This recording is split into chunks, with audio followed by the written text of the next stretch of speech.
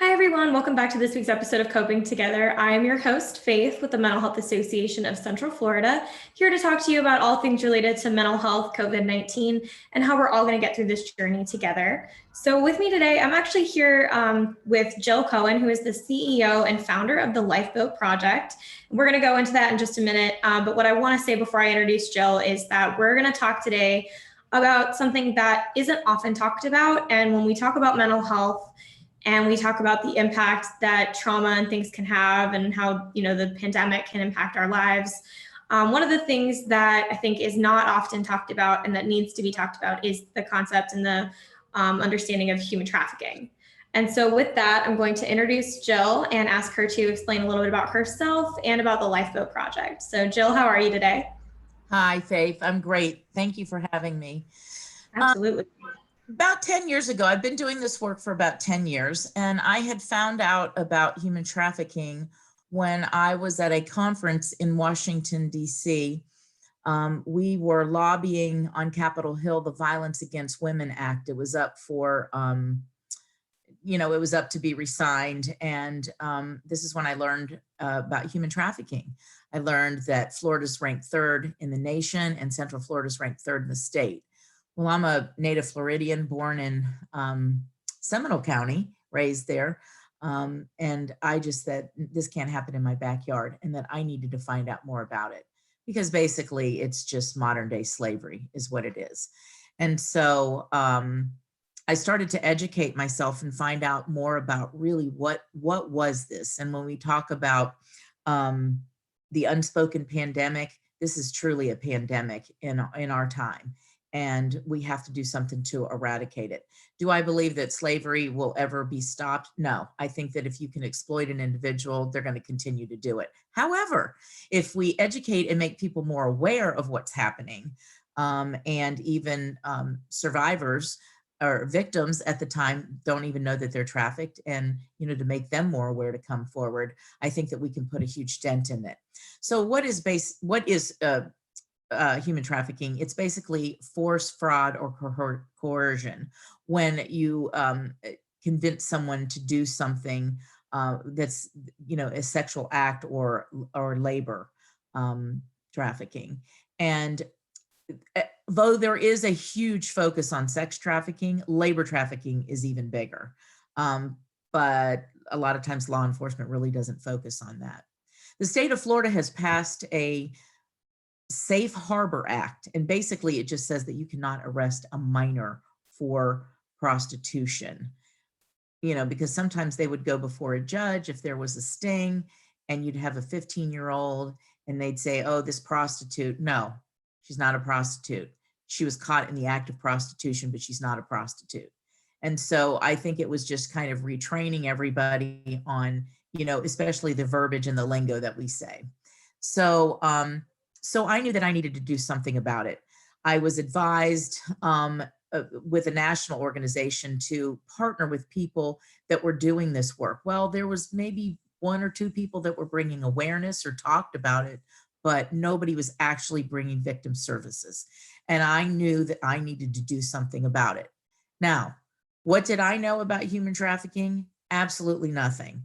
My background is I was a professional jazz singer and a worship leader, and I worked for my family's coffee business for many years as the vice president. So I knew for-profit business, and I knew entertainment, but I knew nothing about mental health, case management, any of that. But I'm a connector, and I knew that I needed to surround myself with the best people and to educate myself. I have been a delegate to the United Nations Commission on the Status of Women 5 times. Lifeboat has created an educational awareness gaming app called ACT, Awareness Combats Trafficking, and we've presented it at the United Nations. So we've had some exciting things happening. So in 2011, I started the Lifeboat Project, and I reached out to whomever I could. In 2013, I also co-founded the Greater Orlando Task Force, because I knew if I wanted to move Lifeboat along, I needed to have a really good relationship with law enforcement. So the task force is made up of all law enforcement, MBI, FBI, Homeland Security, ICE, sheriff's departments, police departments. And then it's made up of all the NGOs, non-governmental organizations, Salvation Army, Catholic Charities, basically whoever really wanted to come to the table. And so we formed this task force, and it's branched off. Seminole County has a wonderful branch of the Greater Orlando Task Force there. And so it's evolved. Everybody kind of would find what their little niche was. And I knew that what I really wanted to focus on with Lifeboat Project was the victim service side of it. Because while a lot of people talked about, we got to go do a rescue or, put everybody in a house. Well, I'm like, okay, well, what do you do with them then? And so nobody was really focusing on that. And I knew that housing was the most important thing. It's like Machiavelli, you had to have or Maslow's hierarchy, you have to have shelter and clothing and food. And that's what I knew that we needed to do. And so basically that's what I have, that's what I focused on is doing housing. And about 2.5 years ago, Lifeboat was gifted 4 properties from a nonprofit that had gone out of business. And so we've partnered with the Home Depot Foundation, and we have an LGBTQ house that's transitional. We have a women's transitional home. Both of those are filled. And then we have a quadruplex, which are 4 apartments. And this is what I really like about this, is that I can individualize people in their healing process. So Homemade of Orlando and Park Square Homes donated over $170,000 worth of time and product and just revamped this beautiful facility. And we opened in September. We did our ribbon cutting in September. So there are 14 beds, 2 are emergency beds. And then we have a low-income housing triplex that we own too. So we've come a long way in the last decade, but I've often said it's very difficult to raise funds to get the ball rolling or the boat moving when people aren't aware that this is happening, and it's alive and thriving in our backyard. And so I'm very appreciative that you want to take this on, Faith, and have these discussions. These are hard discussions, and people don't think that it can, affect their lives, and it can. I really appreciate you sharing all of that, Jill, and just thank you so much for being here. And I think that, like you said, our topic today is on this unspoken pandemic. We all are talking about for about a year now, COVID-19 and this thing that just consumes our lives. And it's interesting when we think about there are other pandemics that happen, and this, human trafficking is one that isn't really talked about. And it's kind of, I think, that concept of like, if we don't talk about it, it's not happening, or if we don't think about it, it's not happening. But the reality is that it is happening. And like you said, when you first learned about it, I really commend you for not really having much of a background and still saying, I want to learn more about this. You didn't look at it and say, oh, well, I don't really know what that is, or I don't really know much about it, so it's not my problem. You kind of made it your purpose and your mission in a lot of regards. And you've done so much with it. And I think that that's something to be, there's something to be said for that, in that you genuinely care about what you're doing. And I'm just very appreciative of you coming in and talking with us about all of this, because it is something that on Coping Together, we're not just here to talk about mental health and COVID-19. The reality is that COVID-19 has opened up our eyes to so much. And one of the things it's opened our eyes to is all the other aspects of mental health and those things that we can consider when we think about our health and our safety. And so in continuing kind of with this topic, I wanted to ask you if you would mind sharing, what are some of the misconceptions that are associated with human trafficking? I know you shared a few already, but would you mind breaking that down a little bit for me? Well, I think one of the biggest misconceptions is, people think that it's just basically foster care kids or runaway kids, and it's not. I mean, it can happen at any age. People think labor trafficking, oh, it must be people that are immigrants. No, we've even seen it happen to a veteran. that was in a wheelchair that was being labor trafficked. I mean, just some horrendous things. And people, traffickers, they really don't discriminate. If they can find a vulnerable person that comes from a very wealthy family or a poor family, they are going to exploit them. That's what they do.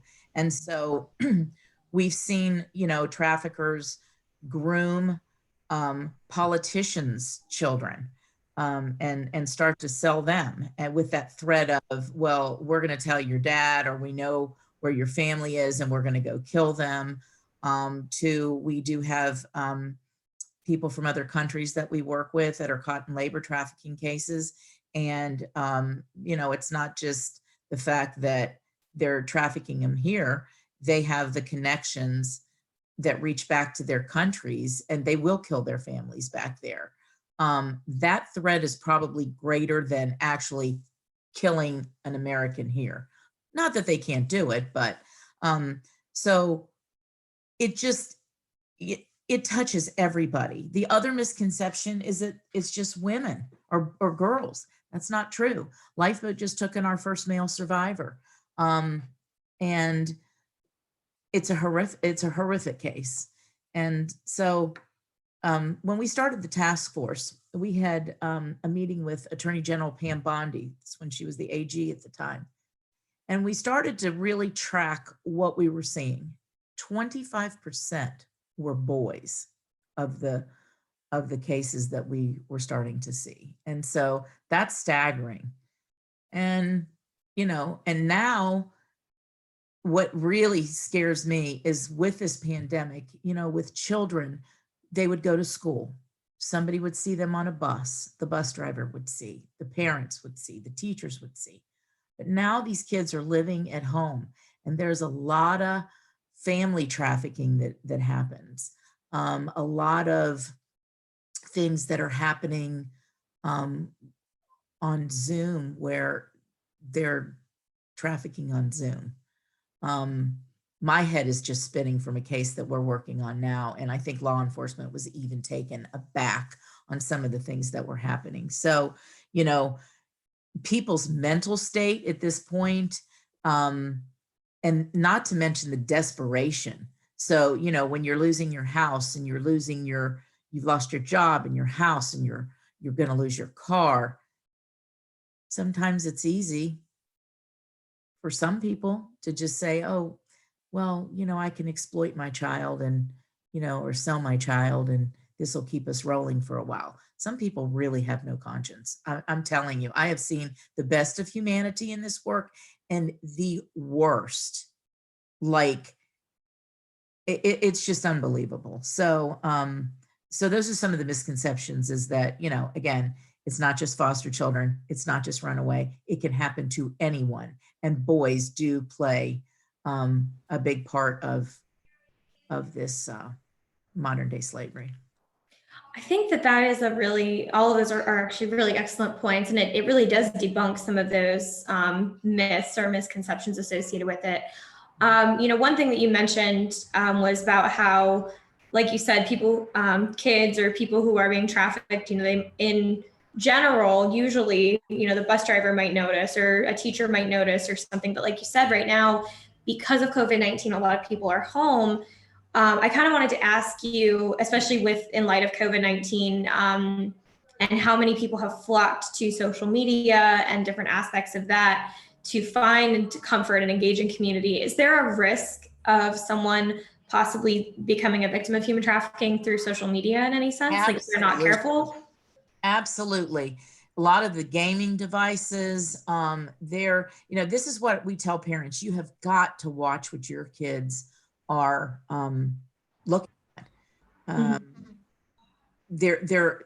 Anytime that you have the World Wide Web that somebody can come into, they're going to come in through that. A lot of times youth think that they're on a gaming device with their peers. Well, they're not. Sometimes lots of times they're traffickers or people that are going to exploit them or harm them and traffic them, whatever. We work with the FBI, and there was a 52-year-old man. I'll never forget this. This is about 8 years ago. And we had a bunch of parents that were at this meeting, and he says, hi, he goes, I'm a 13-year-old girl. And we're like, what? That's what he portrays when he goes into these chats and these gaming things. Oh my gosh. Oh, these kids are leaving. Hey, let's meet up at the mall. So I just, and technology is changing so quickly. Parents got to be on the ball with what's going on. I mean, like I said, just recently with this case we're working on, I have seen so much disgusting stuff that's happening. I mean, for instance, we learned of there's like a calculator. You see this calculator and you press in here and it will take you to this, I don't know, room. And sometimes there's emojis. Well, if you have an emoji that maybe has the tongue sticking out or the winking, then that's where you can go by children or babies. And, kids having sex with kids, older men, women, it's disgusting. And it's just getting more evil. I mean, sometimes they say that the web is the devil. Well, I think that it has a lot of great stuff, but man, it is an avenue for a lot of really sick stuff. And this dark web that it's on, it's very difficult for law enforcement to track it, because once it goes and they're paying with Bitcoins, it's very hard to track content and where the victims are. So again, parents have to be diligent in keeping up with what their kids are, what they're watching. Listen, even adults, if you're lonely, you're playing a game or you're in chat, and somebody starts to woo you and groom you, you can find yourself even at an older age being trafficked by somebody. So, that's why it's important, especially now, in the line of work that you all are doing with mental health, that there are those avenues that people can reach out and you have that contact where they can talk and express how they're feeling, because it's hard times now, but this is a breeding ground for traffickers. That's actually a really great segue into my next question. We are here in Central Florida, and like you said, when you first found out about human trafficking, you felt uncomfortable and not okay with this happening, as you said, in your backyard. And so for those of us, most of our viewers do live in the Orlando or Central Florida area. I kind of want to ask you, you mentioned that Florida is like number 3 in the country for trafficking. What does that look like here in Central Florida? Is it a lot of people coming into the state from like out of the country, that kind of thing? Is it because of tourism that it happens a lot here? And then also, how do you think that the pandemic has impacted that, whether it's gone up or down in prevalence? Well, we know that the National Human Trafficking Hotline has received 50% more calls, and our phones have been ringing a lot too. Wow. And so in Central Florida, I was on this call with one of the heads of MBI, which is Metropolitan Bureau of Investigation that we work closely with. And even though they say that we're ranked 3rd in the nation, Florida is, and where they get that from, Faith, is from calls to the National Human Trafficking Hotline. Now, whether these actually turn into cases or not, but these are calls. So this is kind of how they're ranking it. But the head of MBI made a comment. He said, although we may be ranked 3rd, which people think that's a bad thing, he says, I take it in a sense as a good thing too, because that means that we are being diligent and having awareness and resources for people to call and go to, which is true. Even we were one of the first task force really formed in the nation back in 2013. And wow.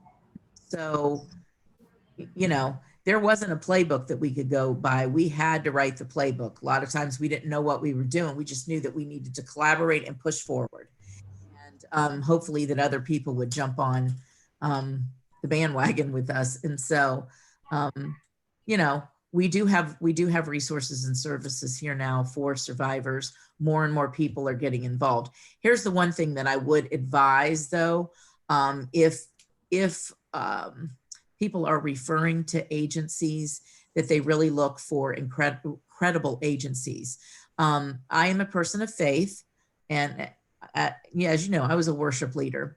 But there's a lot of people of faith that want to get into this line of work. They want to open a house and they want to have Bible studies. Well, the intent is good, but if you're Jewish or Muslim or an atheist or a Christian that said, where was Jesus when I was being, raped and brutalized, it can be very re-victimizing for the victims.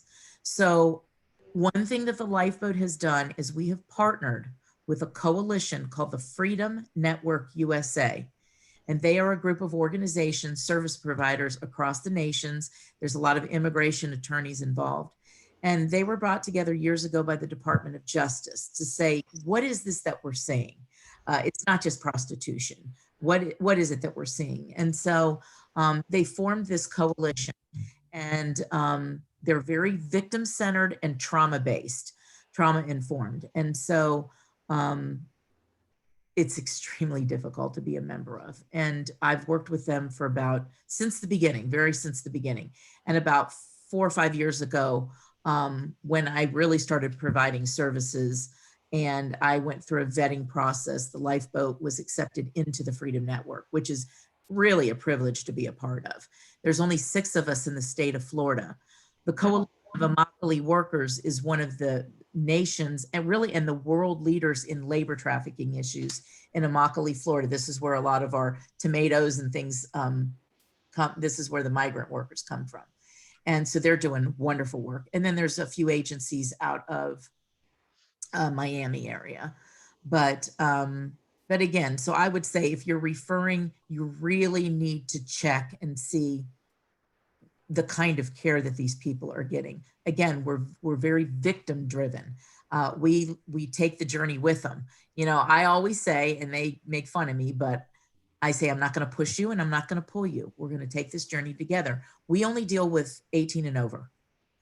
This to me was also a population that was really not being looked after. We have to care for our kids, but once they age out, there's really nothing. And I need something. And I always say it's not rocket science. It's about care and compassion for one another. And there's a lot of wonderful people in this community that want to step up and help. I cannot tell you all the Christmas gifts that are coming in. We had tons of turkeys donated for our survivors. Oh, that's nice. And we have survivors that are in our housing, but we also have a lot of community clients that are survivors that are just living their life. And I just say, call me when you need me. And so, yeah. I think that is just wonderful. And I think that it goes back to what you were saying earlier. And it was something that when you were talking about, what you do and what Lifeboat Project does, the thing that came to my mind is like what comes after a person is rescued, what comes after they are, kind of brought back into general living circumstances and whatnot. I love that you are there for them in that journey. Like you said, you're not just leaving them saying, okay, well, here you go, enjoy life. You're there for them. You're helping them through it. And so I want to ask you kind of as a final question. We've talked about, what this unspoken pandemic is, what human trafficking is, what are the misconceptions with it, what it looks like here in Central Florida. So I think my last question would be, what should someone do if they suspect that there might be someone who could be a victim of human trafficking? Like, especially being that we are a place of tourism, we are a place, we have the airports, we have the theme parks. There's a lot of people coming in and out. Do you have any advice on, what someone can do if they suspect they might know someone or see something that could be indicative of human trafficking? Well, we always say that if you see something that is happening where somebody really looks in danger, or when something's going down, that like a gut feeling. Yeah. Oh yeah. You call 911. Now I will say too that I have been told by law enforcement that, the kids that carry the little tubs around, sometimes they'll wear a lanyard and they have like dollar store stuff in there that they're selling for $10, and they're going through the parking lots, or they're, coming to your house, and that it's not the local choir or band that's selling it. A lot of times these are labor trafficking rings that are exploiting the children. So you need to call and report that. Better safe than to be sorry with the children. But, you know, you can always call the National Human Trafficking Hotline. It's 1-888-373-7888. And that they funnel down is wherever, whatever state you're in. Let's say you're in South Carolina, you're traveling, you see something, you can call. They have people that are in that area that they can call too. Again, I would stress that if you see something that's really going down, that's not good, you need to call 911. But, you know, people can reach out to the Lifeboat Project. We work very closely with law enforcement. And, you know, one thing, I'm a Rotarian. I've been involved with Rotary. I'm second generation.